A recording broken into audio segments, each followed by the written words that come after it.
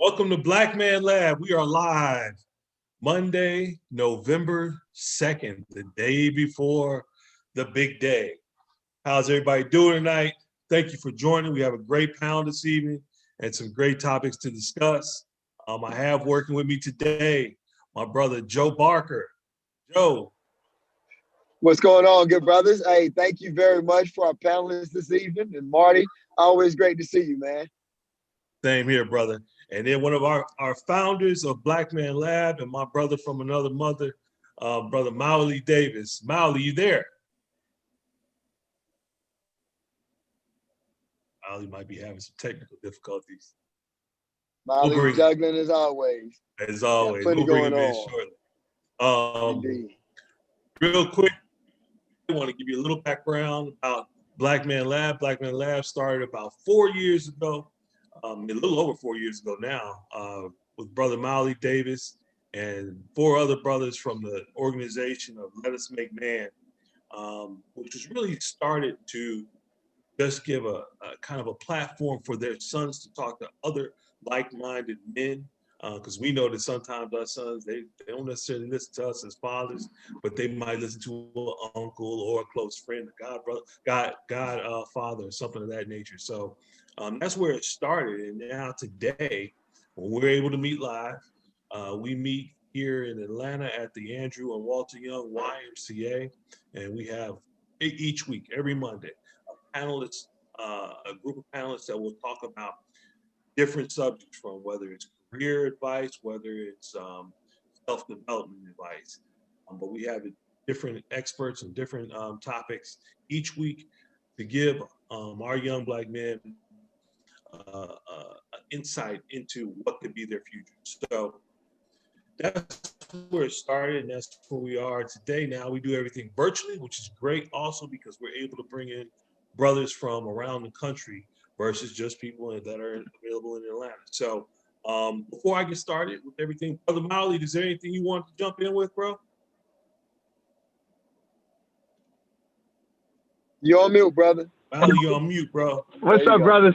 Hey man, we're running around the state getting ready for this election protection effort, working with Black Voters Matter, man. So I apologize for my delay, and I'm about to get in a better lit area, man. But this is key and critical. I know that our young brothers are looking for guidance in this space around branding, around being influencers, and to hear from brothers who are doing this and impacting them is what we're trying to do. And we say very clearly, man, is that we just want to shine a bright light on what Black men are doing in this world that will encourage, inspire, and enlighten our young brothers that is all possible. And not only is it possible, it's absolutely necessary that we really get down for ours, because it's our time right now. And the world really needs us as Black men to move in a profound way that will impact and help shape the future, and not come from this space of victimhood, but really a space of power. So we appreciate you, brothers. I'm looking forward to learning. I see my man in, Craig King.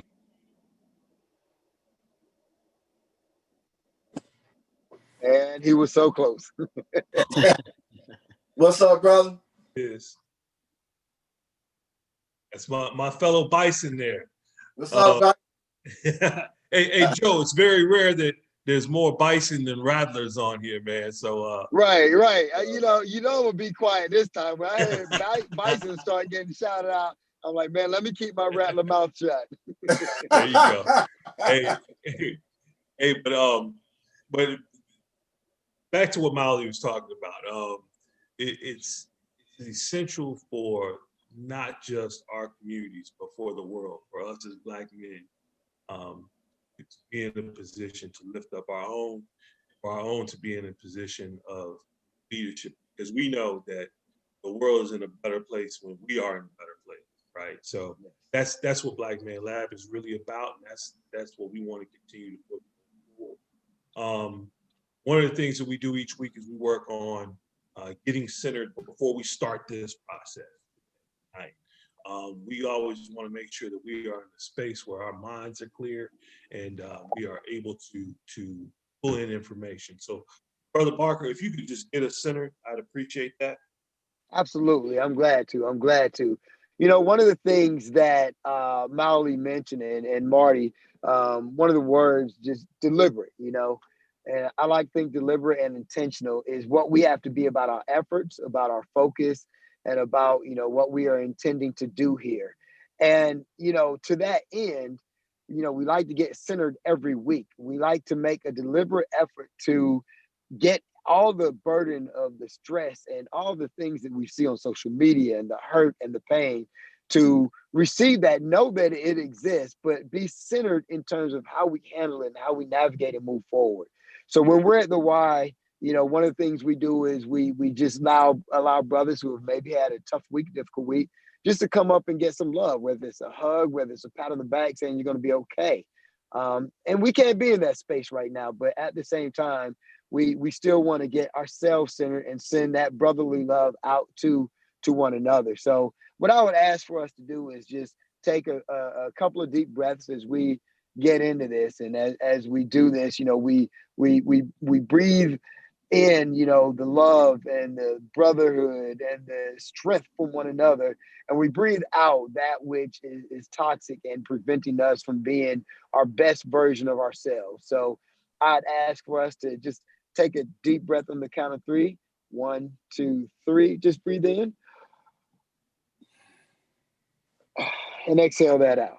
Exhale that out. Exhale that. Let that toxic stuff that's been going on, all the things that we're seeing that we feel they're trying to make out of our control, but we know that we're going to be intentional and deliberate about taking control of it and being our best selves.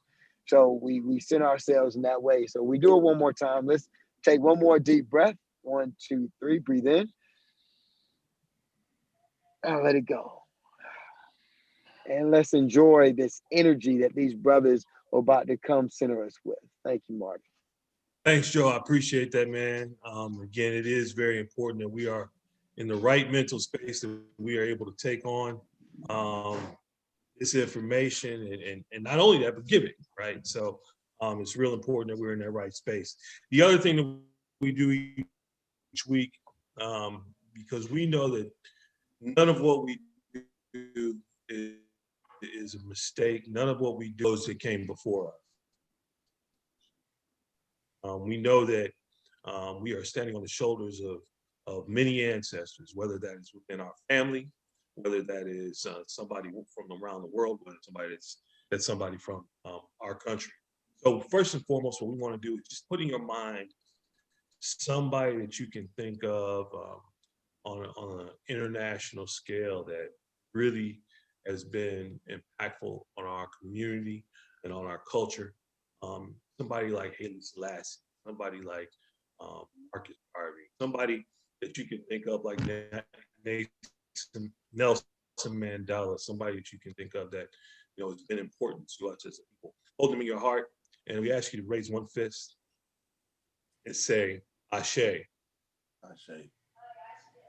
And now we ask you to think about somebody from, you know, our country, somebody who's been impactful, significant in being able to push our culture forward. Somebody like Martin Luther King, Malcolm X, Medgar Evers. And again, I ask you to raise your right fist and say, Ashe. Ashe. Ashe. And then lastly, think about somebody in your family, or it's been impactful with your family and your community, that is somebody that truly the shoulders of somebody you stand on, like maybe your mother, your father, your grandmother, your great-grandfather. Just hold that person in your heart right now. Raise your fist up and say, Ashe. Ashe. Asheo. Okay. So with that, we brought the ancestors into the space. We are centered. Now, let's get into this discussion. Mm-hmm. And thank you, brothers, for being part of this. Thank you for being part of Black Man Lab, because once you are in Black Man Lab and have been a guest here, you are therefore part of Black Man Lab going forward. So, first and foremost, I would like everybody to give a quick introduction of yourself, and give a little background on what got you to where you are today, who you are, and what got you to where you are today. And then we're going to dive deep into the discussion. So first, I'm going to start with my brother, Greg King. Craig has been part of Black Man Lab for a long time. He's been a panelist with us before, but he is always insightful in the information that he gives. And most importantly, he is my brother from the great Howard University. So Greg. Yes, sir. Can you hear me? Yes, sir. How are you all today, man? How are the brothers doing? What's up, good brother? Beautiful, beautiful. Again, as I always start out by saying, I'm honored to be here. I will also add that we are entering a really interesting point in this country. So I'm going to make mine real short because what I really don't want to do is make this about me. But I basically come from the music industry and been in it for about 30 years now.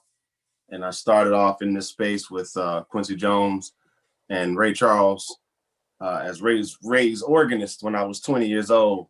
Coming out of Howard, I kind of skipped a few classes to do that tour. Marty, sorry about that.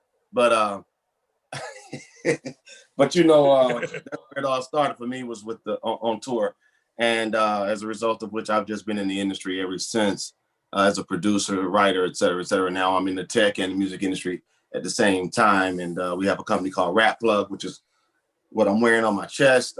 We have a few apps, but Rapplug happens to be one of the ones that I've used quite a bit with Black Men's Lab, which is basically a safe space for artists, producers, you know, DJs, choreographers, just you name it, man, the ecosystem of the music industry. We all come together, and it's kind of like the LinkedIn for the music industry. And it's not a gatekeeper situation, it's a gate opener situation. We're very inclusive. We want to give brothers and sisters a way in to the industry without all the smoke and mirrors and all the corruption. So we try to show them a different way, a better way, and create some earlier, good early habits to live by and abide by in this industry, from some industry pros who really know what they're doing, what they're talking about, and also have a heart for this and a heart for our people. So we created this space for our people, man, and we're really excited to open it up to the Black Men's Lab, and we're always excited to be a part of everything that this organization does. In fact, I feel like y'all are my brother company. Y'all are so close to us. So yeah, that's my story in a nutshell. Thank you, bro. And that's an understatement when you say that we are your brother company, because we love working with you, we love having you, and we love having you part of our community. So thank you again, Craig. Next up, see brother Issac Hayes is on. Oh, hello. Hey, how you doing, brother? What's going on? Good. Give a quick intro of who you are, man. Hey, and hold on, brother Isaac, man, you got to talk about this fan base real quick too, bro. I was on Clubhouse and checked you out, bro. That's dope. That's real dope, bro. So make sure you include that, man. We appreciate that. That's what we need to be doing as brothers, man. Absolutely. Thank you. So my name's Issac Hayes III. I am by trade a songwriter, producer, and political troublemaker. I'm an Atlanta native, grown up here for a long time, entered the music industry at the age of like 21, found some success there writing a few records. But I really found success in the space of licensing music for TV and film. So I did a lot of TV and film licensing with my music. In about 2008, my dad passed away, who was this singer-songwriter, Issac Hayes. I started managing his estate about 5 years later in 2013. And that gave me time to think about other aspirations while I managed this company for my family. And in that process, I decided to enter into the tech space and build an app. And it's an app called Fanbase. And so Fanbase is a monetization platform. It's an app that allows creators to monetize their content by way of subscribers, but you can also have followers. So it's real unique in the sense that most of the platforms out here that ask people to pay are pay only. And so in that space, I wanted to create an option where it allowed content creators, anybody. We all have a fan base. Everybody's a fan of something, and we all have a fan base. So we built the platform. I wanted to not go the traditional VC route because I noticed in the space with tech that Black culture really is what makes social media successful. Twitter, Instagram, YouTube, TikTok. So I applied for a platform called Start Engine that allows you to crowdfund without having to be an accredited investor, which means most of the time when people build platforms, you have to be rich to invest in these companies. So we launched on Friday. This is day 3. We've raised $50,000 in 3 days, on the way to $1 million. And I'm happy to be here and be in the space and talk to all you cool brothers. Well, thank you, first of all, because we know that you have a whole lot to offer, and you have the nerve to call us cool brothers. You come from a long line of cool brother. So we appreciate you, man. Thanks for being here. And we'll definitely ask more questions and get deeper into the conversation. So Cool. Appreciate you. Brother Eric Bigger, you give an introduction of yourself, my man. Appreciate you coming on. Yeah, the Black Man Lab. Thank you. I'm honored to be here. Life is good. Life is great. The attitude is always gratitude. I'm TV personality, fitness trainer, mental health advocate, speaker, author. From Baltimore, Maryland. I've been in LA 10 years. I got my big break on a reality TV series. If you guys watch, or maybe some of your wives or girlfriends, The Bachelorette. So that's how I got a lot of momentum. And from that, I just used my platform to kind of leverage everything. And in July, I released a book called Transformation. Change your mindset, change your energy, change your life. And I'm all about providing information to change situations and allowing our brothers and sisters and people of all walks of life, teaching them how to evolve from within, you know, emotionally, spiritually, mentally, giving them the tools, giving them, you know, the procedures and things of how I do it. But I'm all about helping, man. Self-help industry has helped me so much. And I've come a long way in life. And I just want to give back and help people get to where they want to go and be empowering, be inspiring. And I'm happy to be here at the Black Man Lab, sharing my story and information for people out there. So thanks for having me, fellas. And we are so appreciative to have you here, brother. And, you know, again, us having the ability to do this virtually allows us to bring in, you know, somebody like yourself who's, you know, out in LA. So we truly appreciate you being here. And we know that you have some good energy and information to offer. So thank you so much, brother. Thank you. Who we missing? Oh, Brother Sturgess. Oh, we lost him. You're on mute, brother. There you are. All right. What's up, y'all? How y'all doing? Doing good, man. Good to see you. What's up, bro? Good to see you. Yeah, man. Thank y'all for having me, man. I'm happy to be here. Shout out to Eldridge for inviting me. I'm a radio personality from South Side of Atlanta. Man, you know, I was basically like born in the game, really. My dad was a DJ, and I was one of them kids who was always reading the source and everything. And you know, from there, yeah, you know, and from there, you know, I just got into the radio game. I'm a radio personality here at B103. Shout out to Attorney Davis and shout out to Issac Hayes. I've both met, you know, and some other you gentlemen I've heard of, definitely, you know, and you know, I've just been in the game forever, you know, probably like 7 years now, you know, and like one of my things is really just to give back, because a lot of people in my age group, you know, so me being a millennial, a lot of people really aren't in the position that I'm in. So, you know, I always really try, you know, to give back in whatever way and in definitely whatever capacity I can.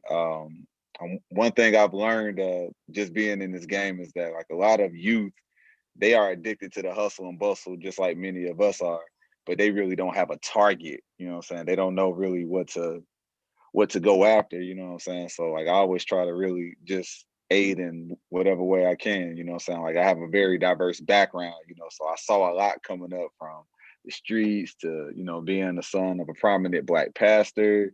You know, so I was able to see a lot. And I'm just happy to be here and ready to help in whatever way I can. Man, thank you, bro. It's good to see you, man. It's good to see all you brothers. And we're, one of the things we just want to jump right in. And when people talk about branding, like certain generations, like to have a brand is almost like a taboo, but I think we're in a different space where branding, building your brand, saying who you are, what you're about is really it's what it is. Like I wear a bow tie all the time, right? I go to sleep in a bow tie. That's part of my brand, right? But it's bigger than that, right? Talk, if you would, each of you brothers, and I want to start with you, brother Eric. You're out in LA from Baltimore. You get your break on the reality television show, but that doesn't define who you are. How do you expand your brand? Because people will box you in. They'll say, oh, you just a lawyer. Nah, bro, I was organizing before I ever became a lawyer, right? And so how do you make sure that your brand is encompassing of the totality of who you are and you don't allow people to just box you in? Just go there, and then we're gonna, just let everybody kind of touch on that, so brothers can understand. Yeah, I mean, I think for me, it's like I've always been on a journey of evolving and becoming more than what statistics say. Growing up in Baltimore, you even sell dope, or you got a jump shot, you play ball. The men in my family were kingpins, so I come from that cloth. But I knew I wanted something different. And my break came 7 years being in LA, where I struggled and did every job under the sun, from Uber to work at the nightclub and promo modeling and background acting. So I went through some things before I got my big break. So I had information and experience of what not to do, what I don't want. So when I got the platform, I mean, it was so surreal because I was like, damn, it's really happening. But I think for most young fellas and women and all, you got to know who you are. Who are you? What do you want? And for me, it was all about being intentional. And the root of my being is to help people transform. So it's like, what does that look like? How do I manifest it? How do I bring that to light? And so my intentions was, what I was telling my manager post show, we got a PR, we did, a publicist really helped me out a lot. Post show, I had like 80 publications. You could Google me. I went to like all these celebrity games, meeting all these people. I really was networking, and these people was put me in position. I take something out of Gary V's book, Gary Vaynerchuk, and he calls it platform hacking.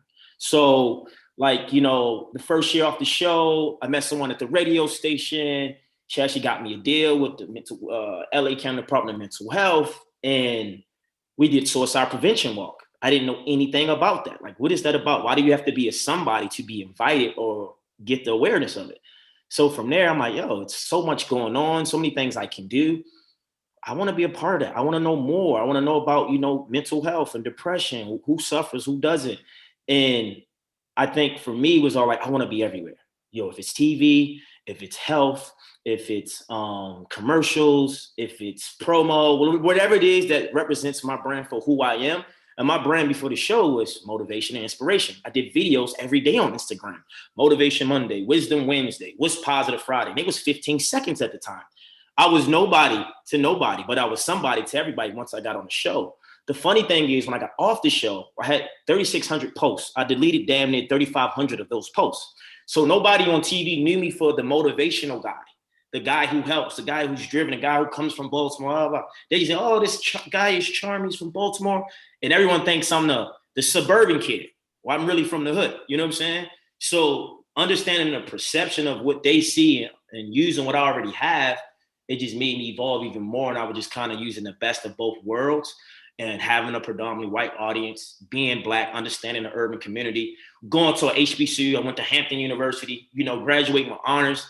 I just use everything I learned and put it in a bag, and I let the world see it. And so I'll give one last thing and I'll let the other guys go. So with social media, it was big. For my in-feed page, the intentions is I want my stuff to look like a commercial or billboard. Or a nice car. If you see a nice Lambo or Ferrari, you're gonna want to take a photo in front of it, right?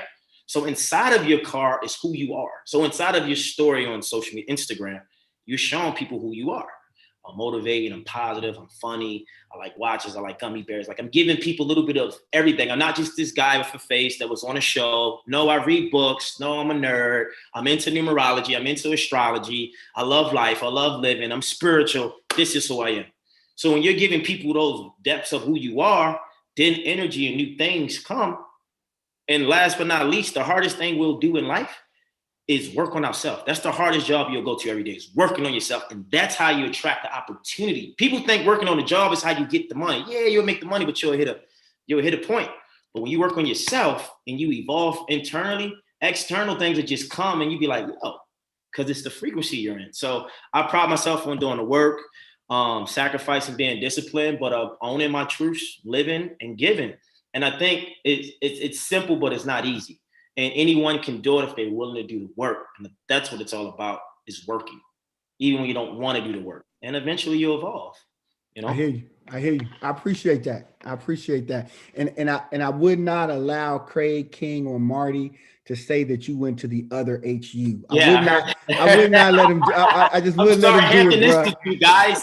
Please forgive me, Jesus. Look, man, we have all of those. You got close. I know we got all of those HBCU rivalries, man. Y'all be clicking up like gangs, bro. Isaac, man, I want you to talk about your brand. I grew up on the south side of Chicago, the son of a Harlem Globetrotter.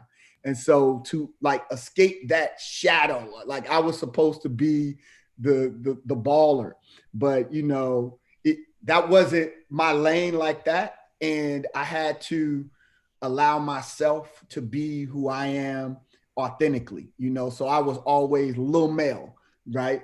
From Big Mel. How have you been able to establish your own unique brand? Wow. You know, and I've always embraced my dad's legacy, you know, in terms of just Chicago hoop culture. You know, I didn't run from it, but I also wanted to be my own person, my own brand. How have you been able to do that? And just tell the young brothers and sisters that are out there kind of what has helped you shape your brand of who you are and what's important to you and what you want the world to see about you. I think for me, it was like time. Like I think as a youngster, I left high school. I graduated high school a little bit early because I wanted to enter into the music industry. And I worked on a project with my sister as a demo, and it did really, really well, but we didn't find immediate success. So I paused for a second. I was like, well, I don't want to go to college. So I went and got a 9-to-5 job at this place called the Linen Loft. Anybody grew up in Atlanta, it was like Bed Bath & Beyond before they got here. I worked there for like 2 years, you know, caught the bus, rain, sleet, or snow, like all the way from like Ponce all the way to like Amwile Industrial, which is like, it took me about an hour and a half to get to work every day for like 2 years. And being in that environment for those 2 years really affirmed the fact that this isn't what I wanted to do for my life. So I left and said, there's two things that I never want to do again: work for another person and ride public transportation. Because it was so hard to get to work. It was the worst. I'm telling you, it was the worst. It was the worst. It was the worst. So I left and I quit my job in February 1996, and I never went back. So I haven't ridden the bus since, and I haven't had a boss since. So I was a shy person though, really, really shy. And so getting into the music industry, you can't really be shy. You can be shy, but you can't be shy if you want to be successful. So my brand really developed when I got over being a shy person. There was this personality in me that was really, you know, I guess in there, ready to come out. My manager said, you can sit in a room all day long and make beats, but if you don't get out there and talk about them and let people know that you have this talent, you're just going to be a guy with a bunch of beats on a DAT tape.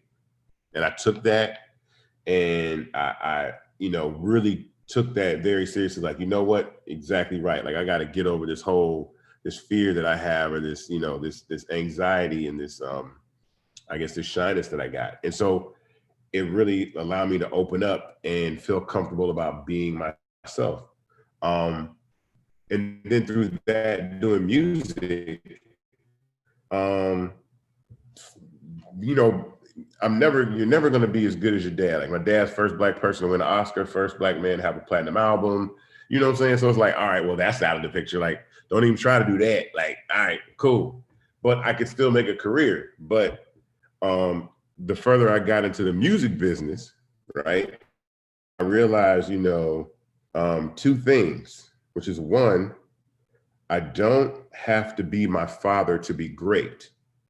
And secondly, but I will be great because of him, right? So I can apply, you know, what the gifts that he has as a creative person, as a person that persevered, worked hard, worked from the bottom and made it. So it's the same. Once I got out of the music space specifically, I worked on the mayor's campaign here in Atlanta, and I started applying my skill sets for marketing and social media in that space, and we were successful. We won an election. We weren't supposed to win. Keisha Lance Bottom became the mayor, and then, you know, subsequently I've worked on multiple campaigns, including this current campaign, which we're still working on right now, for president, for Biden and Harris. And so I just knew that, like, it was a breath of fresh air to be able to do different things. So my brand just evolved from not being so locked into the music space and just trying different things. So that's really how I got to this position. Is really just a person that said, you can try and fail, or try and try again, and it doesn't matter. So, and then being Black, right? Good fortune of being in Atlanta, unapologetically Black. I'm pro-Black. Everything I support and do, I want to be about Black people. So that's kind of how my brand has been, a little bit of political satire, humor, and just complete Blackness. Man, I appreciate that. And just know that I will have a conversation. I've talked to my dad. He's 83 and in Vancouver, kind of holding on, you know, and I'm gonna have to holler at him, is that I don't have to be my father to be great, but I can be great because of him. Those are powerful words. I'm passing that to my son, because my son's in law school, and that's gonna help. That's gonna run. I'm gonna give you credit the first time, you know. Now when I use it the second and third time, bro, I'm just gonna be like, it's mine. I wrote it down too. I wrote it down too. I'm gonna steal that one. DJ Sturgess rocking your Clayco shirt. Is that a Clayco hat too, man? I mean, what are you matching it all up, bro? I'm like, okay, that's that Clayco, man. I had my very first my second law office was down in Clayco, and boy, it was when Clayco was banging.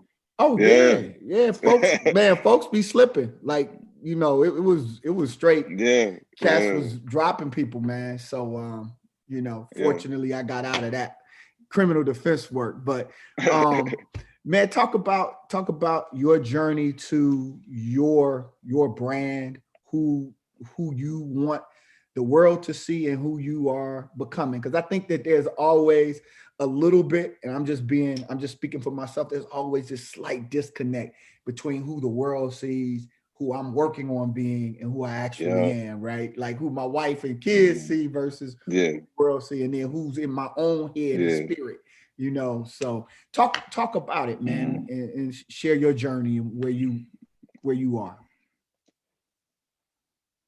Well, I think the unique part about me and me being in this discussion is the fact that, like, my brand is still developing, but it's developing more at a rapid pace, I would say, these days. But like when I first got into the radio game, coming in as an intern, everybody thought I was just so mild-mannered and cool and laid back. And then first started my show, I was Mr. Liddy in the city. You know what I'm saying? He's the party guy. He's this, he's that.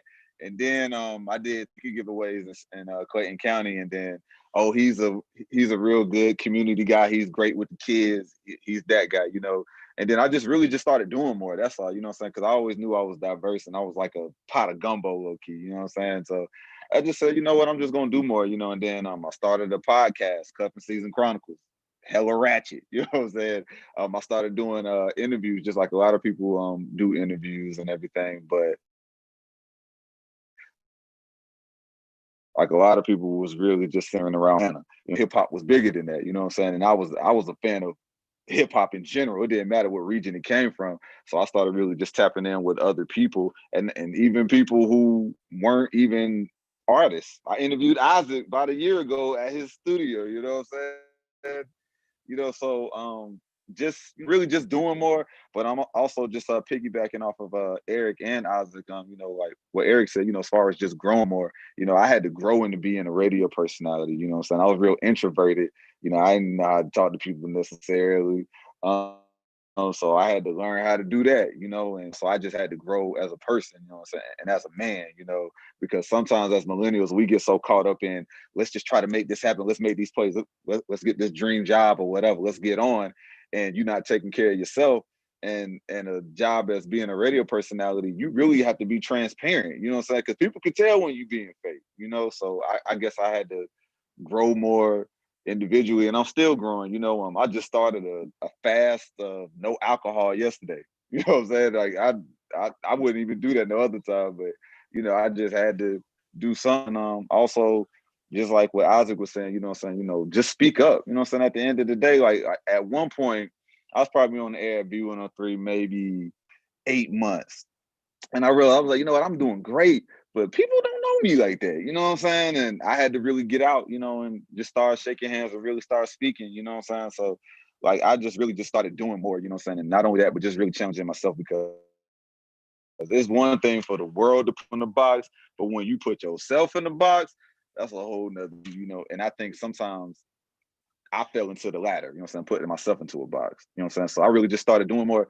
and showing more, you know, just bit by bit, you know, and, you know, from there, people start seeing that, yeah, he can go down to Riverdale, Projects in Riverdale, and kick it with everybody. He cool. But yeah, he can also go to church and everybody, grandma and mama know him, you know what I'm saying? You know, he can recite these Bible verses too. So, you know, I just really just started doing more, showing more, you know, and just really, you know, I think part of, you know what I'm saying, really getting your brand to where you want it to be is really just spreading them wings, you know what I'm saying? And just, you know, really fully doing it, you know what I'm saying, to the fullest of it, you know. That's what it is for me. I appreciate that, bro. I appreciate that. When I was in the Navy, a brother said that he had become a chief. Like a chief petty officer is a big thing when you go from being like a petty officer to a chief. You put on a different uniform or what have you. And the advice he got from a master chief was that it's going to take time for you to grow into your anchors. So you putting it on, right? So you walking around in the uniform, but you haven't grown into it yet. And so I think we're all continuing to grow into those spaces. And it's great for you to recognize that as a young brother and say that, because a lot of these young cats, man, they think that it's got to be right now. They got to be fully developed. You know, like they come out the womb like, what up? You know, even in the activist world, folk come out fist up in the air, and I'm like, bro, what book have you read? You know, who you studied under? You know, they spouting Malcolm X rhetoric, and I'm like, yo, you talking about Malcolm from 1960? You know, he lived a few more years. Like, keep, you know, give us all Malcolm. Don't give that little piece. So I appreciate that. Craig King, what's up, brother? Lean on in, man. Take us off of mute. Yes, sir. Jump in, man, and just talk about you know, your evolution in terms of your brand, particularly what you've done with Rapplug, man, and just how, you know, it's very rare. There are brothers that I see wearing their Nelia, and that Nelia being their company, it's a part of them, and you're one of them. And you rep it, you let it be known, hey, this is a part of who I am and what I'm building. Talk about your brand and as it relates to Rapplug and just the vision and the energy that you put into it. Well, you know, let me say this first, man. You know, I was listening to other brothers talk just now, and I had some interesting thoughts about what I heard there. One of the things I realized over time about myself, this is really about a whole lot of self-inventory for me. I have to be honest with you. I'm more introspective now about kind of how I want to be seen. You mentioned it. Isaac mentioned the sort of the not talking a lot in the beginning. I feel like I default naturally to being an introvert. But what's happened over time is that I learned a few things from working with, and I'm going to tell you the people who really kind of got me started in this space too, while I put this out there. Jazzy Jeff and Fresh Prince. For those who don't know, in the younger community, that would be Will Smith and Jazzy Jeff. But Jeff was more of an introvert. Will was more of the extrovert. Jeff and Will both had super talent, but Will was the one that was out in front, right? And so I had a whole lot more Jeff in me. So I felt more comfortable around Jeff. So we, everything we did, we kind of like locked in. Radio stations that we've always locked because we had almost a non-verbal way to communicate because we were both all about just doing the work, showing up and doing the work. I don't care if the lights are on me or not. And so I carried that through most of my career, man. Just kind of like, don't try to see me. Just let me do the work. Let me get on the record. Let me get the placement. Let me get the single. That was always my thing, man. And I watched other people like Diddy, who was at Howard with me. He was the absolute opposite, right? And as a result of which created a voice. And, God bless him. Everybody ain't built that way. So I watched that. I was like, that's great for you. But that ain't what I do. You know what I mean? But I watched that over time. And as I got deeper into the game, I realized people were really not going to stop and care about what you cared about unless you spoke about it. They just weren't, no matter how much you cared about it. So I started joining philanthropic organizations along with you guys. I created Gentle King, which is another tech part of my company. Then I partnered with Mimic, which you'll be seeing more about soon, which is a whole gaming part of my tech space. And in Rapplug, which is right, you're right, I do wear that on my chest. But the reason why I felt like I had to really lean in on that brand more was because as we began to build it, the people came. And I realized as they came, there needed to be leadership in that space. I couldn't just let that voice sit there and I'm not knocking my business partner, but I didn't want it to be strictly youthful. I needed it to have some experience built in there too. And some mentorship built in there too. Things that we had learned over the years, brothers. So I needed to apply some of those nutrients to this space. And so as this brand began to build, that voice became necessary, to be honest with you. So it may look like I'm all about, hey, I'm just out here promoting the brand, but it's really deeper than that. It's also, and you know this, we've been doing a lot of things together, but it's really a whole lot more about how can we feed the next generation. I'm grateful that the company is acting as a lightning rod and it's attracting, and we have whatever many interns or whatever many staff members or partnerships with whomever. I'm grateful for all of that, man. But there is a space in our community for more seasoned brothers to communicate and hold the hands and lock arms with our younger brothers and sisters and have different kinds of conversations outside of music, to be honest with you, outside of that. So I feel like the brand that I've been creating is really more true to who I really am anyway. It's just that social media is accelerating it. Because before now, I think I was doing these kinds of conversations strictly on panels inside brick and mortar. Now we're being forced to have conversations virtually. We're building this platform where people are joining constantly. We just hit 11,000 members, subscribers. It's growing. And now we're bringing on a couple of bigger names who just partnered with us. So I have a feeling that the brand is going to continue to grow. But what I want to make sure we do is have those partnerships with brothers like yourselves and Isaac, for sure. People who have real bandwidth in this space, understand the industry, but also understand the plight of the Black man. I got to keep it. I'm going to say one last thing to that, man, and that is I was just having this conversation with a brother today that you happen to know over at Stanford. You know him, but anyway, we were talking about the fact that there are a lot of brothers in this industry who have success in the sort of overt way. But internally, man, they're really, really spaced out. They're so cracked, they're so fractured, they're so broken. And what's even worse is that once this success tapers off, they're not going to even know where to go. And they don't even have a sense of self because they've been defining themselves through these last few records.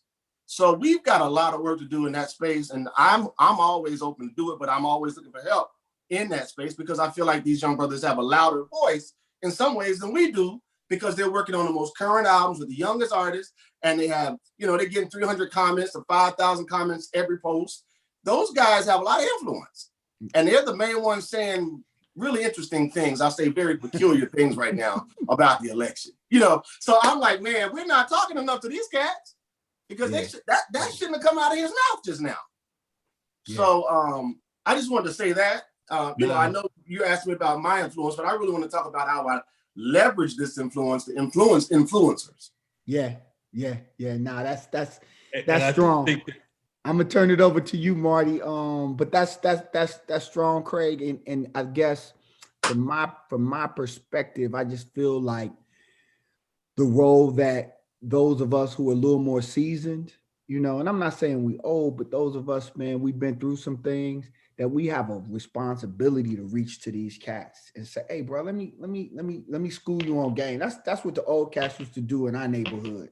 They pull you to the side on a number of issues, whether it's from hooping to seeing how you dealing with your girl while y'all in the park. You were in the park and you talking kind of, and like, oh, young boy, and so we just have to have spaces, intentional spaces that we're creating for these dialogues to happen in a way that's non-threatening. Because I ain't trying to, by the time these brothers say certain things, if you come at them, now you fronting on them.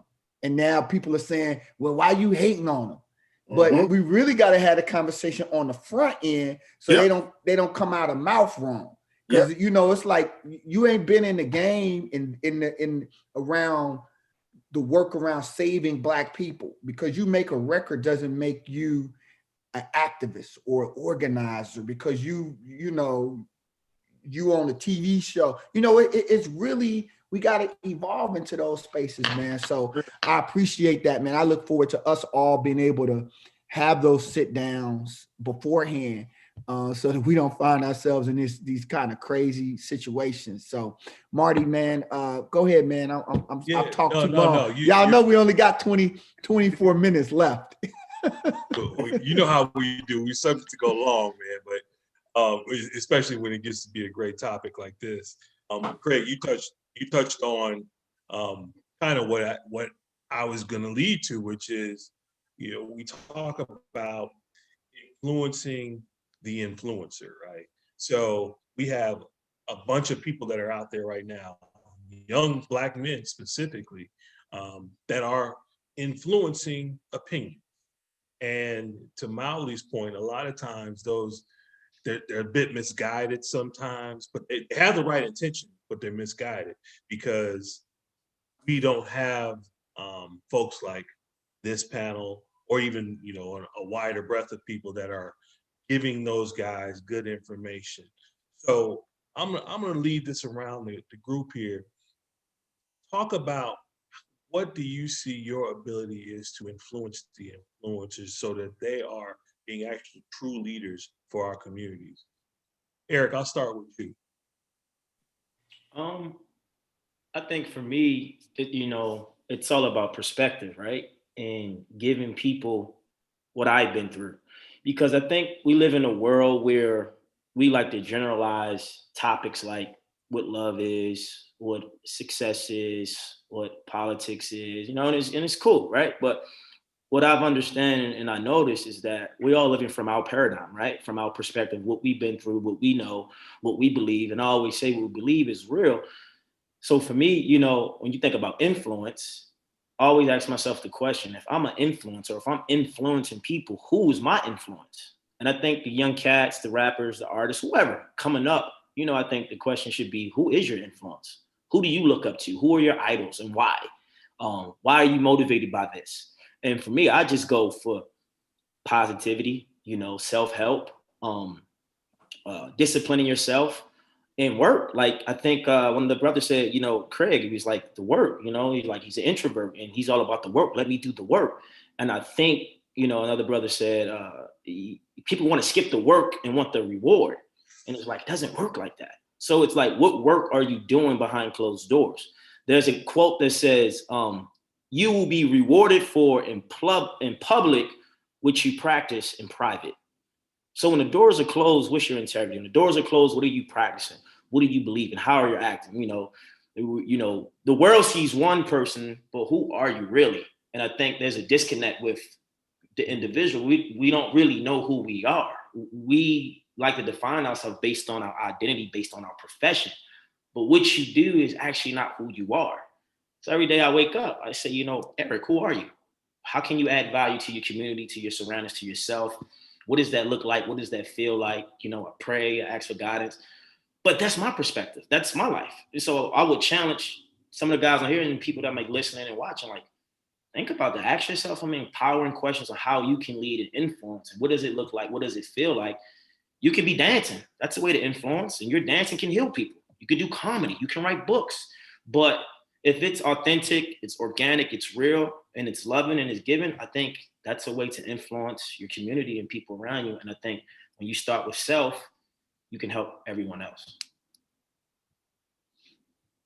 I completely agree. And I think that what you're touching on there is ultimately, as we talk about ourselves, and I'm in this space right now, as we talk about ourselves and you think about the I, it really, when you're really thinking about the I, what it should be about is the you, and the you being the rest of the world, the rest of the community that you're in, because that's what truly brings back realness to yourself, right? When you know that you have done some work or you are doing something to actually affect other lives in a positive way, then that value is really there for you, right? And then when you ask yourself, Eric, who am I? You have a better understanding of who that is. So that's dope, man. Appreciate that. Brother Isaac, how about you? Well, I mean, I've often been called the influencer's influencer. My following is, pretty small on social media, but I like to think that people come to me in times to really kind of understand or get a perspective that they know is not like malicious, even if it is controversial or counter to what people think. And I've always wanted to be that type of person because I'm a very fact-based individual. I don't like to debate from a perspective of opinion because I feel like that could go on forever. But if we're trying to find solutions in what we're doing, let's get to the truth, because really the truth is really what matters. And so, I get phone calls from time to time from anybody you can think of, Killer Mike, Snoop Dogg, it don't matter. Like, people hit my line and be like, yo, like, how do you feel about this? Or like, let me tell you my side or whatever. And so I know that I see my effect on people that are in the space, because I can see that some of the things that even the content that I create, I'll see it and it'll get shared by the masses, and that's fine with me. It's fine if T.I. or Snoop or somebody takes something that I have and shares it with their audience, because that's their power. Their platform is they are the magnifier for the magnificent people that they are. So we work hand in hand together, and I think that helped us enormously in this election with Keisha Lance Bottoms in 2017. That really helped us doing that. So for me to be influential, you have to be authentic.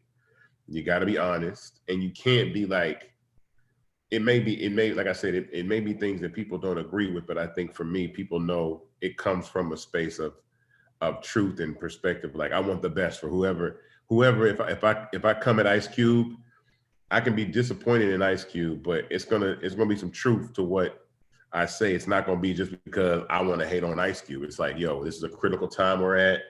I read your plan. You didn't have an answer for the other plan, like, because his influence is powerful too. And so in situations like that, I try to warn people, that you can be used as a prop. And I think that they have tried to use black men as props in this election. And just because you may feel like you're doing good, the little good that you think you may be doing is really causing more damage, because your association to negativity in situations like this is so problematic, because it's the visual.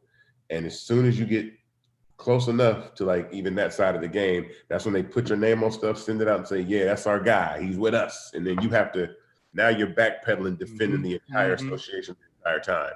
So for me, it's just like, I know where I fit in, you know, I know where my power lies, and I'm comfortable in that space. And I like that, because I pride myself on at least being someone that is interested in politics and Black culture to inform people. You know, I just have this unique perspective, so I feel like it's a little bit of an advantage. And I feel like even being from Atlanta, just got a little bit of an advantage, because we see things a little differently than other places by being Black. Because we just had so many examples of real Black success from not like an entertainment perspective, but a real grassroots political, let's change Black people's lives perspective. So a lot of that rubs off on a lot of the people in the city. So that's really something that's just totally advantageous to us and our culture. And I think that's dope. And that in turn is allowed to influence people outside of that circle.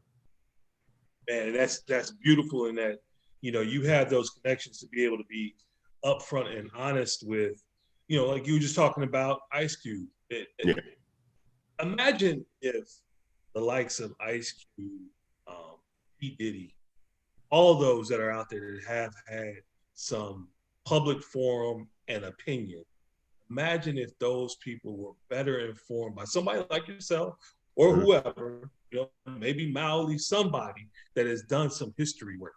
Imagine if they were better informed and were able to coalesce with their different powers and what they could bring to the table, then rather than going back to that I thing of just thinking about kind of, well, here's what I think, getting out in front, right?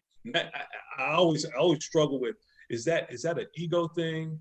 Yes. Or are you really looking to help the community? No, that's what I call exceptional Black man syndrome. Yeah. And what I mean by exceptional Black man syndrome is people that achieve an enormous level of fame and success have to walk very lightly, because their footprint is massive. And the moves you make, you can kick over other people's sandcastles when you're not even trying to, right? So when you're Jay-Z and you mean well and you say, we're past kneeling, no, we're not. You're past kneeling, because that statement alone kicks over Colin Kaepernick's sandcastle. And in turn, it comes back to bite you in the end, because really now everybody's kneeling. So obviously with George Floyd, we were not past kneeling. And so the same thing when Diddy, who has corrected his stance, but says, we're holding the Black vote hostage. No, you're holding your vote hostage. You don't speak for me and I don't speak for you. And so I think that people in those positions make the mistake that since they've achieved a certain level of success, that they have garnered the authority to speak on behalf of all Black people. And that's not the case. We can't do that. We're still all individuals. You have your influence and perspective, and leverage that in ways that you can use your voice individually, right? And I think, you know, to do what you want to do, but don't try to drag along everybody else because you are Black in a situation like that. You just got to be careful. And the carefulness comes in that there are people that are uninformed that will follow what they have to say. Absolutely. Right. I gotta just then jump. That level of influence. Go, Mom. I gotta jump in, because one of the things that Black Man Lab has allowed us to do when we meet in person is to stay connected with the young brothers that are in those spaces. And I think you can reach a level of success where you disconnect from the day-to-day struggle of your people. And when we talk about in organizing spaces, that we have to always be informed by those that are most impacted by the decisions.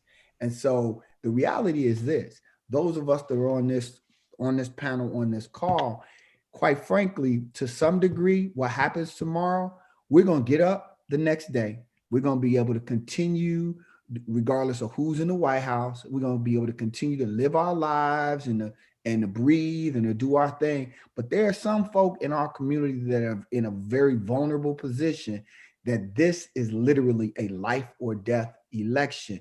And so because we've been so disconnected, that's why we got to they say stay close to the fire of our people, because it will warm you and help you be clear about what our people's needs are. And ultimately, you know, I love the exceptional Black man syndrome. I mean, the reality is that so many of us suffer from it.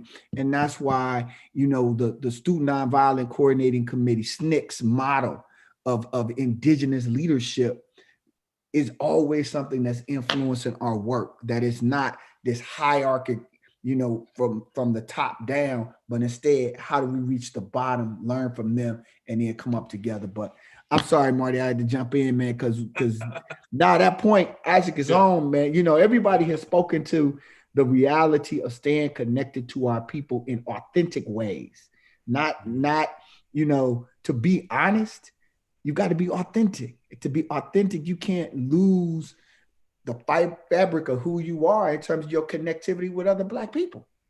Yeah, and rest in peace. And shout out to somebody that probably did that better than anyone, was Nipsey Hussle. Like, shout out to somebody that did it probably, I mean, that's, you know what I'm saying, his authenticity was so real, being in his community the way that he was. That's a model for like anyone in the position that's striving to achieve success, to look at a brother like that his intention was always about his people first, regardless. It's not like, I don't think Nipsey was the guy that wanted to move to the Hollywood Hills and be as far away from Black people as he possibly could. I think he wanted to have a presence in his community, which was impactful and is still and will always be impactful regardless. I mean, his legacy will be remembered for him being a man of the people. And you know, you know, we have people like that even in Atlanta, like Killer Mike is someone like that too as well. Mike gets a little controversial, but he absolutely means well. But I know for a fact he doesn't have exceptional Black man syndrome, right? He will instruct, but he will not speak on behalf of all Black people. He will say, this is what we need to be doing. Like, let's try to do this. Let's have these conversations. But well, everybody's susceptible though. It can happen at any moment. Somebody can say, you know what, this is it. But you know, we don't really want to mess ourselves up in that fashion and be careful. So, but you got to tell him, man, to stop kicking it with the governor, man. He can't kick it with the governor like this, man. We're gonna need him later. Right? It's the same thing with Mike. And one of my friends had a conversation with Mike after that too. It's like the next day he's posting pictures at the barbershop, and he's leveraging your celebrity to have some sort of capital. And I'm not gonna say that's not even a white or Black thing. That's just a political thing. That's just like, let me show them that I'm with this side or that side. That's politics, right? And so you can't be allowing yourself to be used in that fashion as a pawn. And you know, there's plenty of times, there's plenty of conversations that I've been invited to, and I'm like, hell no, I ain't going down there. There's no way. You won't catch me within 100 yards of that dude, except to say hell no. So I understand that. You know, you got to know. So yeah, we got to be more careful. And I think the key, and one of the themes that we have going here as we talk about branding and influencing, because that's what this was about. This panel was about, is the undertone of being authentic. At the end of the day, the only reason that your brand truly works and your level of influence truly works is your level of authenticity, right? Yeah. Howley Davis is extremely successful attorney here in Atlanta. You know, well respected and all that. And I know, obviously we've been grown up as kids together, but I know that the reason that works is because of his level of authenticness that he had. And that's the same for you brothers as well, is that because you are so authentic, that you have this level of respect that comes, people are drawn to you. The other folks that are influencers out there, and I don't want to call them fake influencers, but people that are influencing right now and don't have a true level of authentic, way about them is going to burn out. We've seen that. We've seen people that for a hot second were really popular and then boom, gone, right? But it's gone because authenticity of that person is not true. I just wanted to say that because I keep hearing that same theme, and I know that that is the actual answer. That's the answer, period. When you're, you know, as a business person, as a person in the community, that's always the answer, is being authentic. Whether you're extrovert or introvert, that's the answer. Craig, real quick, man, because we are already up against the clock. I can't believe the way time flies when we have great topics.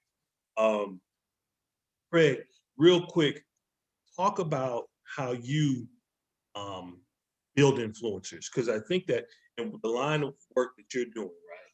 Obviously with Rapplug, there's you know, that's your baby and all that. Now you have all these branch offs, but you can't be everywhere all the time. So you have to build other leaders, which is making them be influencers to get people to do and be what you want them to be. Talk about that. What do you do? Man, you know what, Marty, that might be a good question for somebody else, only because I need to go back a little bit.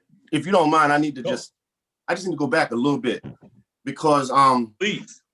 I have a question I wanted to ask as opposed to giving you an answer. I had a question to the brethren on here. So I'm gonna act like we're at the Andrew Young Y right now and ask a question.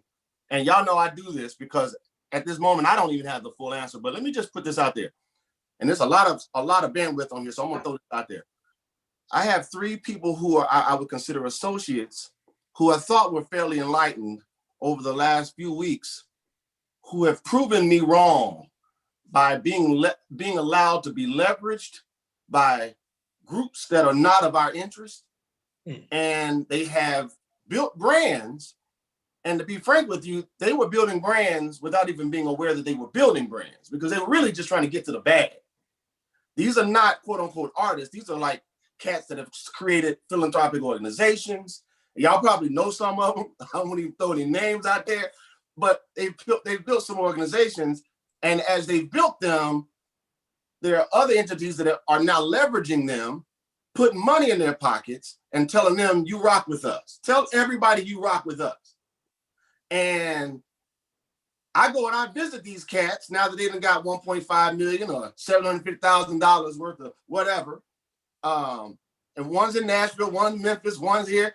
And I'm like, yo, you told me we were gonna have a meeting about a collaboration. I just found out you're partners with this whole other entity that really absolutely hates my people, for real, for real. But you're saying I'm being true to myself. I'm being real with me. I'm being authentic. So my question is, and I know the work is being done, but I don't know at the level we're doing it, because my fear right now is that there is a greater disconnect in our community than I actually thought there was. I'm being real right now, because I'm being totally shocked by some of the people who are reaching out to me, who are leaning into the other directions that don't mean us any good, and they have brands in our community, and they're being bought off, and they're telling me, nah, I'm not being bought, bro. I really feel like this, but you didn't feel like this last year. So I'm gonna need a little help.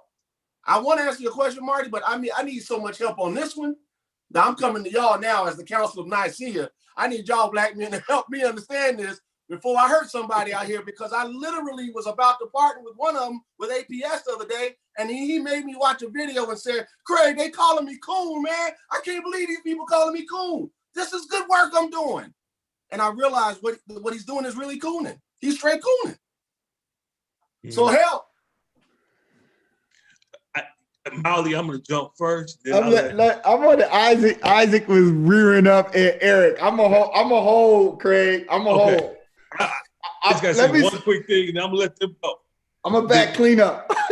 Yeah, I'm gonna start it, and then everybody go. Okay. But first and foremost, I would say this. This comes from brothers with the I complex. Back to what you were talking about before, Issac Hayes. Is that this is they see the bag, and now they're trying to make it be, well, I'm trying to help the community. I'm doing more than what other people are doing. I, right? And the reality of it is all they're really doing is lining their pockets, and then again putting the camera on themselves however they can. That's my opinion on it. Isaac, go. I mean, capitalism. We've been taught capitalism for such a long time, and so people always make their excuse for being bought or paid for based on capitalism because they feel like the association or the money that they get, they can turn around and do good with it. So you can take the devil's bread and make some holy water out of it, and that's not how it works, you know. And also, I think everybody from my community, even in Atlanta, doesn't always avoid the minority mindset, right? And the minority mindset affects a lot of people. And I just simply say a minority mindset is a person that understands that white people and white supremacy runs everything, and black people fall second and third place at all times, and then they're comfortable with that. But what happens is they're individuals who want to break away from blackness and be surrounded by whiteness. They want to isolate themselves with whiteness. They want to be the only black person in the room when they're talking to people of power. They don't want to bring their people, right? They don't want to be the person surrounded by all black people that empower black people. They want to be the one black person that can breach whiteness and then say, now I've made it. And that's a real dangerous, tricky situation, because you will get lost, you will get disconnected. So I think people in that think they're doing good have really lost touch with the fact that you are a black person before where you're from, and that your duty and your responsibility should always be to your people, in defense of your people. At you know what I'm saying? So I think it just comes from people that really have fallen into the identity that white is better in some way, shape, or form, that whiteness and white power and white supremacy is better. So I'd rather be aligned with it because I feel like we'll never overcome it than to be succumbed by it. And that's sad, because I mean, data shows you that it's not about to be this way. Are we about to chop this power pie up the next 20 years? It's about to be a different America over the next, 2 decades. And so I think people are just trying to have their insurance policy that just in case it goes the other way, I'm safe. And that's not cool. Not at all. Not at all. Brother Eric. Yeah, I mean, just to feed off of what he was saying, capitalism, right? Money talk, BS walks. But I think in the minority community, there's no accountability. It's all about what you got, who you dating, who you know, but no one's holding each other accountable. If a guy's popping and he's the man, he says something slick he shouldn't say, the people that feel like they're beneath him won't say anything. They won't hold him accountable. So to the guy who went to go get the bag to elevate his life and his individuality, it's like, yo, let's have a conversation. Like, you got to call him out on his bullshit. Like, bro, last week, you was this. So what is your real intention? Is it for the people? Is it for yourself? And I'm a type of person, I'd rather a person to just be honest. Like, because if that's what it is, then cool, I can leave you alone. Because what I've learned in life, you can't hold people accountable for something they can't be accountable for. I had a friend who would always lie to me, and I knew he was lying to me. So how can I hold him accountable for telling the truth when I know this is what he does? This is his pattern. So I just think accountability, knowing who we're dealing with, and what do we want from all of us, for all of us, because there are people sacrificing, there are people dying for us to live. And there are some people that won't just believe how we feel or even understand, like, Mr. Davis was saying, like, what people been fighting for years. Like, what is Black power? I had to actually watch Quincy Jones' documentary to really understand what Black power felt like. I saw it, but I didn't understand the emotion that came. He'd grown up in Chicago in the 30s and all the suffering and stuff he had to go through. So I just think overall, we don't have no real accountability on what we are, what we want, and what are we willing to do. It can't just always be about the money, because there are people with money, but they don't have perspective. You know what I'm saying? And then there's people with a lot of perspective, but they don't have the money. So it's like, how do we bridge the gap? How do we come together and say, look, brother, you're wrong. This is how I see it, and this is why. What do you think? And take it or leave it, because if we don't have no one holding these people accountable, they're just going to always do what they're doing in capitalism. They're going to get the bag. And then we just going to all be starting from ground one. So.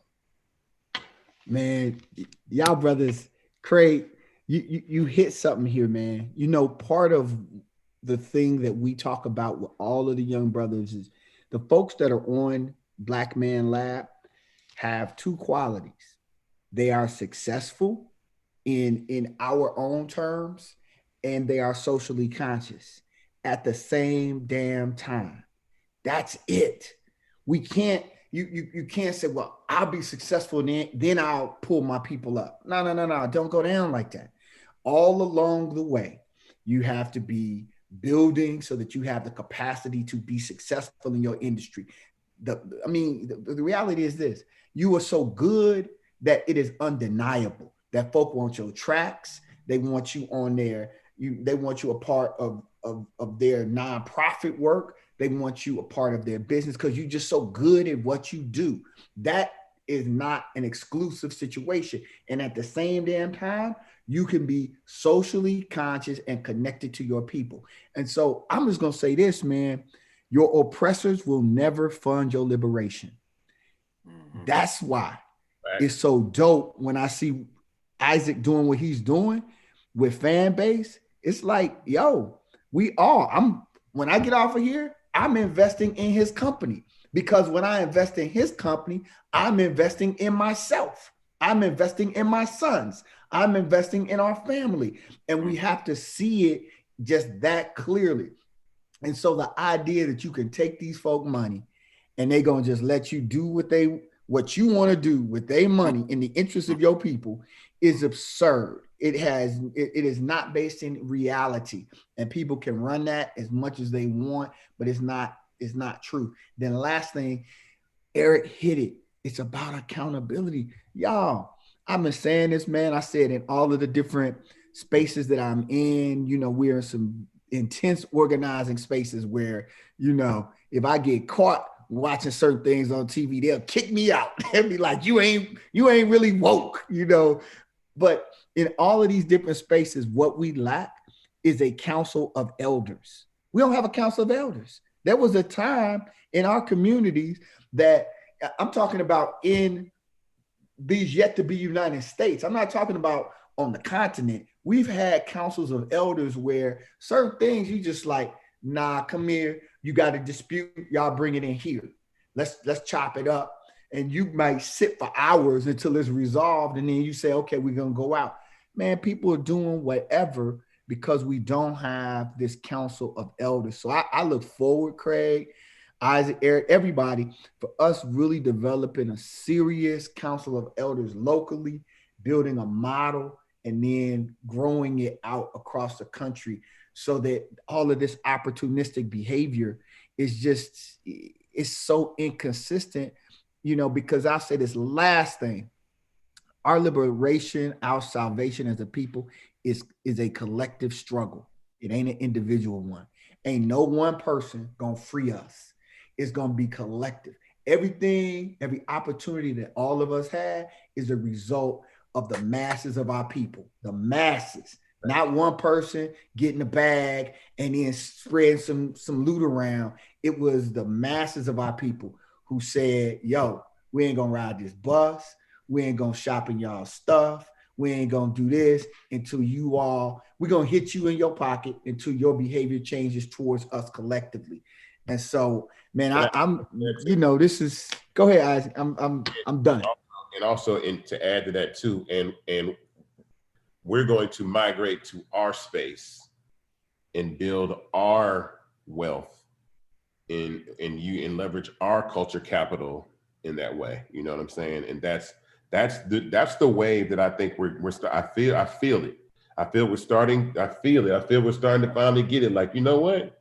If we just all picked up and went here, they're gonna follow us. This is ours. Like, we're gonna do this, and that's really where that's where I'm at. So and I'm glad. Like, I'm glad to be seeing that. I'm glad to see people like Pinky Cole with Slutty Vegan. Like, the moves that she's making. That's my best friend from Baltimore, by the way. She put me on a TV show, so that's crazy. You said that. Yeah, that's awesome. Yeah, powerful.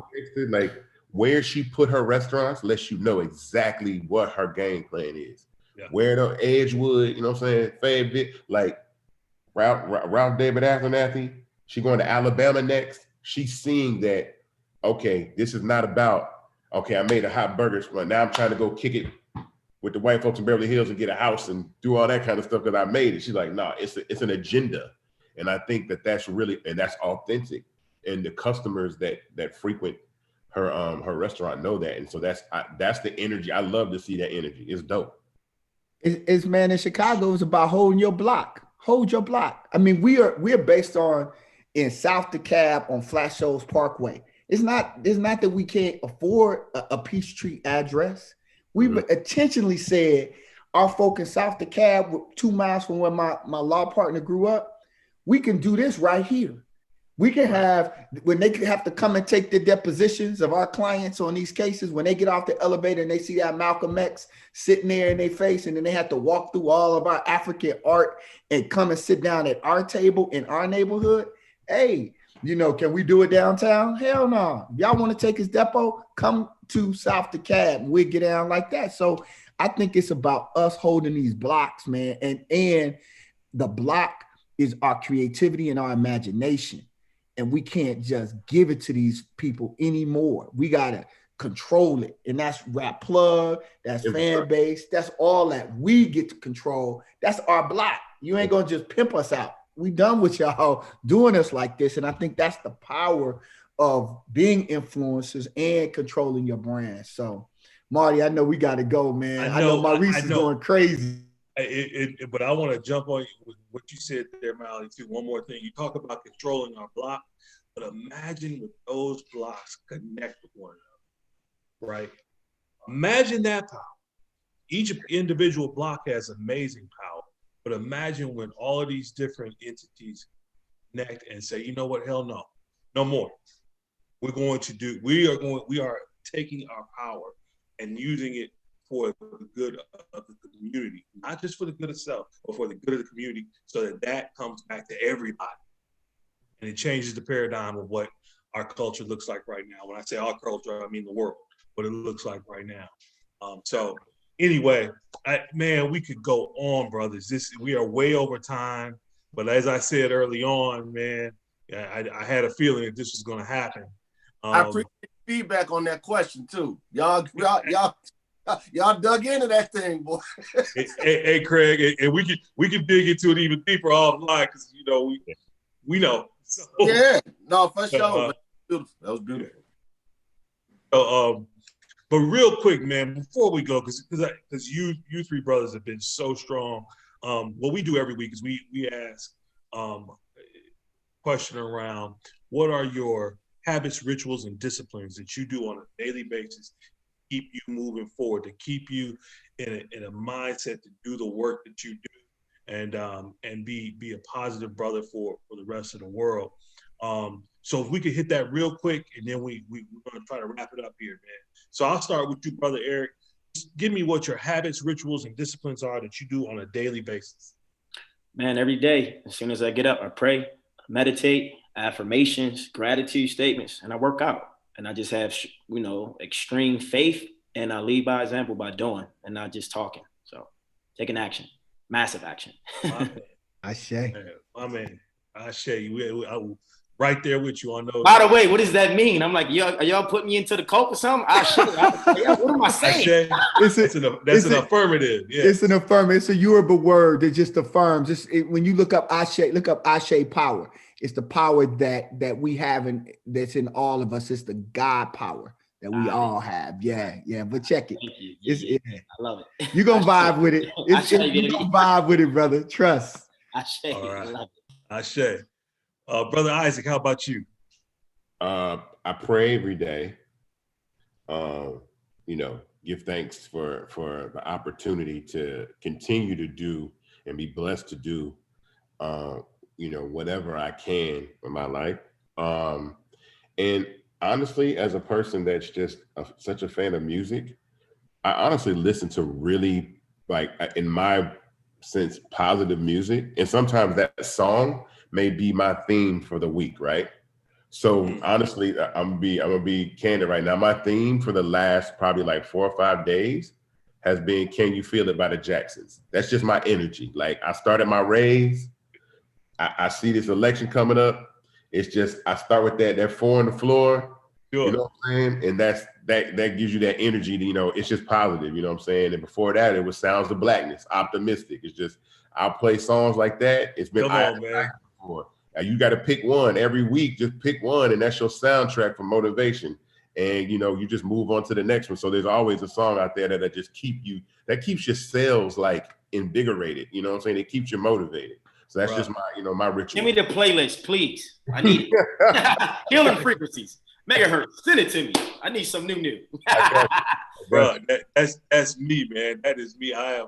I'm mildly tell you, I'm a music dude. I can spit lyrics from songs from, you know, before I was born, because I listen to the lyrics for the motivation of it, you know, wherever I'm at that point. So, you know, Love Will Find a Way was mine for this week. So I'm with you on that. Appreciate that, brother. Craig. Yeah. How about you, bro? Yeah, I basically wake up every morning with my daughter. I go out, wake her up. It's time for school. And did we just get lost? Did we go? No, we're here. Man, something just said, okay, this is crazy. Yeah, I wake her up for school, and what happens is, man, I pour into her everything that I built the day before, and we pray. I meditate. We pray. I take her to school, and then I come back and build. And the other thing that I do that really enhances me every day is I sit at this piano, which y'all can't see right now, but it's sitting right here. The original gift that God gave me, and I nurture my spirit through the gift of these notes. I tend to play 4 or 5 Stevie Wonder records, since he's the one that really, really nurtured me in the earlier years and gave me all those crazy chords that I had to learn. So that feeds me throughout the day, throughout the week, man, and that keeps me on track. Hey man, you know you're gonna have to play something right now, Craig. Get on the keys. Get on the keys. It's a stagecraft situation that ain't even on right now. Come on, man. Got the ultimate prop. We on set. Right. Hey, Isaac, yeah, you and I, ready to go, right? Hey, that's bro, music we motivation. was getting ready to sing along, bro. Yeah. I wish. Hey, next time we're gonna do a whole joint just for you saying that. Bet. Hey, we would love that, brother. We would love that. Night or something. No, let's have an Issac Hayes night. You know what I mean? Yeah. Let's do it. Love that. I'm with that too. Hey, listen, we are at the end here, fellas. We have gone far. Mildly, I'm gonna hand it over to you to wrap up, man. How we do every week. But before we get to that, I want to say thank you again, brothers. Thank you so much for sharing your insight. And Craig, your question. So when we do this again live, when we finally get back to doing this in person and live, I'm going to task all 3 of you brothers. Every time we have folks on our panel, we say we want you to come to the live space when we are back at the YMCA. So we look forward to doing that in the future, man. Miley, bring us no home, doubt. man. So brothers,